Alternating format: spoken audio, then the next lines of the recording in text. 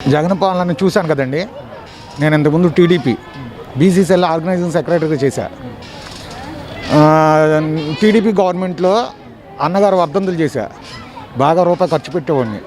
Party అంటే గుడ్డలు చించేసుకునేవాడిని. ఒక విషయం చెప్పాలంటే టీడీపీ గవర్నమెంట్లో ఉన్న నాకు, నేను కార్యకర్తనైందుకు కూడా నేను ఇంత మటుకు ఒక లబ్ధి పొందలా. అయితే మా ఇల్లాలు పెట్టుకుంది, హౌస్కి అప్లై చేసుకుని తను నా పేరు మీద శాంక్షన్ అయింది. అర్థమైందా? నేను నా ఓటు ఇప్పటివరకు టీడీపీ తప్పించి వేరే దానికి మారదు అనుకుంటున్నాను. ఇల్లు ఇస్తున్నాడు కాబట్టి నా ఓటు మాత్రం జగన్కి. ఎందుకంటే తింటున్నాను కదండి, తిన్న విశ్వాసం చూపించుకోవాలి కదా.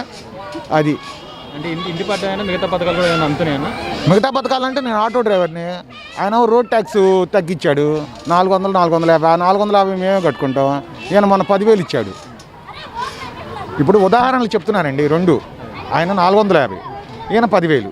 టైలర్లకు ఇచ్చాడు, నాయి బ్రాహ్మణ్స్కి ఇచ్చాడు, రజకులకి ఇచ్చాడు, ఇలా అందరికీ ఇచ్చాడు. అర్థమైందా? అంటే నిస్వార్థ పరిపాలన అంటారు చూసారా, అదేమో అనిపించింది నాకైతే. అంటే హౌస్ రాగానే, ఇల్లు కట్టంగానే పడుకున్నప్పుడు ఎవరు గుర్తుకొస్తారండి? ఎవరిచ్చారు మనకి? జగను. కులాలు మతాలది ఏముంది మనకు అనవసరం. ఇంకా ఎవరు మంచి చేస్తే వాడికి ఓటు. నా ఓటు ఇప్పటివరకు వేయలేదండి టీడీపీని. అలాంటిది నేను ఇప్పుడు వైసీపీకి వేస్తాను. అంటే ఎవరో ఒకరికి ఏదో పథకం వస్తుంది అయితే ప్రతి ఒక్కరికి వస్తుందిగా. నాకు అందింది నేను చెప్పాను. మిగతా వాళ్ళకి అందుతుందో లేదో అది మిగతా వాళ్ళకి తెలియాలి. నాకైతే అందింది. ఇప్పుడు విగ్రహాలు ధ్వంసం అవుతున్నాయి వైసీపీ కారణం. అది మన పరిధిలో లేదు కదా. ఇప్పుడు కృష్ణా జిల్లా లేకపోతే 13వ డివిజన్ లేకపోతే విజయవాడ తూర్పు కాన్స్టిట్యున్సీలో జరిగేది అయితే నేను చెప్తాను. కాస్త అవగాహన ఉంటుంది. ఇప్పుడు అక్కడెక్కడో జరిగింది, మనం ఎలా చెప్తాం? ఏమో ఎవరు చేశారో పైన భగవంతుడు తెలియాలి. జగన్ కంపల్సరీ వస్తాడండి. నెక్స్ట్ కార్పొరేషన్ ఎలక్షన్స్లో కూడా ఆయనే గెలుస్తాడు ఫిబ్రవరిలో. ఎందుకంటేనండి తిన్న తర్వాత కొంచెం చూపించాలనిపిస్తుంది కదా. అది ఇంతకుముందు నేను జగన్కి బాగా వ్యతిరేకిని, అసలు వైఎస్కి కానీ జగన్కి కానీ వ్యతిరేకిని. అలాంటిది మరి ఇల్లు ఇచ్చిన తర్వాత మార్పు అనమాట. ఇప్పుడు పార్టీని చూడకూడదండి. ఎవరు మంచి చేస్తే వాళ్ళని ప్రోత్సహించాలి. నెక్స్ట్ ఆయనే వస్తాడు. ఎందుకంటే నాలాంటి వ్యక్తులు చాలామంది ఉన్నారు. ఇంకోటి ఏంటంటే మాకు ఫెడరేషన్స్ ఉంటాయి కదా, వాషర్ ఫెడరేషన్ సొసైటీ.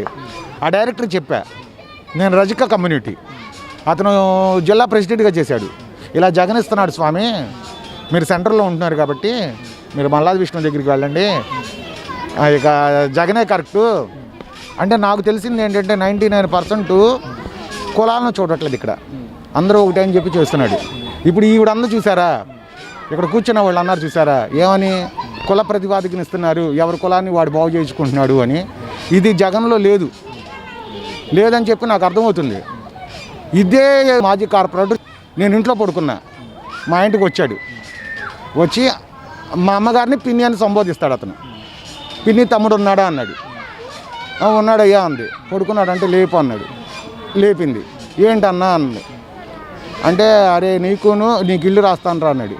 నేనేమన్నానంటే నాన్నగారు ఇల్లు ఉంది కదా, నాకు ఏదో చిన్నదైనా సరిపోతుందిలే, అక్కకి లేదు కదా, అక్కకి రాయి అన్న. రాయి అంటే సరే ఇంటికి రా అని చెప్పాడు. ఆధార్ కార్డు, రేషన్ కార్డు జెరాక్స్లు తీసుకొని రమ్మన్నాడు. 4-5 సార్లు తిరిగాను, రెస్పాండ్ లేదు. నాకే చిరాకు వచ్చేసా. అతగాడు నన్ను చూస్తే మొఖం చాటేసుకుంటున్నాడు. నేను ఎక్కడ అడుగుతానని. నేను అడుగుతాను, ఇప్పుడు నేను అడగలేదుగా. ఇప్పుడు అతను వచ్చి పొల్లెట్టుకి వెళ్ళికాడు, అది మొఖం చాటేశాడు. ఇవన్నీ నేను ఆలోచించుకుంటే ఈ కుల భజనలు ఎక్కువైపోతున్నాయి. మనకెందుకు ఈ భజన, మన భజన మనం చేసుకుందాం కదా అని చెప్పి సైలెంట్గా ఉన్నాను. ఈ ఏరియా ఖాళీ చేసి కృష్ణలంక కూడా వెళ్ళిపోయాను. వాలంటరీ వ్యవస్థ బాగా చేస్తుందండి. ఫోన్ చేస్తున్నారు నీవిడ అంటుంది, ఫోన్ చేయవసరం లేదు వాళ్ళకి, వాళ్ళే వస్తున్నారు, యాక్టివ్గా ఉంటున్నారు. వాలంటరీ వ్యవస్థ ఎప్పుడు ఇలాగే ఉండాలి. వాలంటరీ వ్యవస్థని మాత్రం నిర్వీర్యం చేయకూడదు. ఎందుకంటే ప్రజల వద్దకు పాలన ఆయన అన్నాడు, వాలంటీర్సే వచ్చి చేస్తున్నారండి. అది తప్పు, తప్పు. ఎందుకంటున్నానంటే నేను ఇంటి దగ్గర లేకపోయినా నేను వచ్చే సమయాన్ని చూసుకొని వాళ్ళు వస్తున్నారు. ఇప్పుడు నేను ఆటో డ్రైవర్ అండి, లంచ్ అవర్లో వస్తాను. మొన్న వచ్చారు ఇంటికి, వచ్చి రాజేష్ గారు అని చెప్పి ఒక ఆయన వచ్చాడు. ఏమండి వైఎస్ఆర్ బీమాకి అందండి అన్నాడు. ఏం కావాలి అన్న, మీ ఫోటోను ఆధార్ కార్డు తీసుకురండి అన్నాడు. తీసుకొచ్చా. ఫాస్ట్గా ఉన్నారు, వాళ్ళే ఫోన్ చేస్తారు. లేకపోతే ఒకవేళ వాళ్ళ దానిలో బ్యాలెన్స్ లేకపోతే ఇంటికి వస్తారు. బాగుందండి వాలంటరీ వ్యవస్థ. ఇంతకుముందు తాలూకా చుట్టూ అడి తిరిగి ఇడి తిరిగి ఇప్పుడు నేను చదువుకున్నాను కాబట్టి కాస్త రాయగలుగుతాను. చదువులేనటువంటి వాళ్ళు ఫామ్ ఫిలప్ చేయడానికి 10 రూపాయలు 50 రూపాయలు దుబ్బేస్తారండి. డిమాండింగ్ అక్కడ ఇళ్ల పట్టాల కోసం అక్కడ కలెక్టర్ గారి దగ్గర కానీ ఎంఆర్ఓ ఆఫీస్లో పెడితే ఎంత డిమాండింగ్ ఉంటుంది, ఎంతమంది జనాలు వస్తారు, అర్థమైందా? ఇప్పుడు ఈ డబ్బులు మిగులుతున్నాయా? పేద ప్రజలు ఆనందంగా ఉంటారా, సంతోషంగా ఉంటున్నారా? రేషన్ కూడా ఇంటింటికి ఇస్తున్నారు, పంపిణీ అంటున్నారు. మళ్ళీ వాటికి వెహికల్స్ కొన్నారు కదా, మరి ఇంటింటికి ఇస్తున్నారు. ఇంకా మాకేంటండి, ఇంట్లో కూర్చోండి, మన దగ్గరికి అన్నీ వస్తుంటే ఇంకెవరికి వేస్తారు ఓటు? నేనే మారాను, నాలాంటి వాళ్ళు ఎంతమంది ఉంటారు? మరి ఇప్పుడు వైసీపీ వచ్చాక ఎక్కువ విగ్రహాలు ధ్వంసం అవుతున్నాయి అంటే అవన్నీ మన పరిధిలో లేనివండి. ఇప్పుడు విజయవాడలో పరిధి అయితే చెప్తాను, మీరు శ్రీకాకుళం విజయనగరంలో జరిగింది నాకెళ్ళి అలా చూస్తుంది. ఒక మతం పరంగా చూస్తున్నారా ఆయన ఏమన్నా జగన్? మరి అందరికీ సమానం చూస్తున్నారా? ఒక మతానికి ఏమండి, మనిషికి మతం ఉంది కానీ ఆత్మకు మతం ఏంటండి? మన పరిధిలో లేదు అది.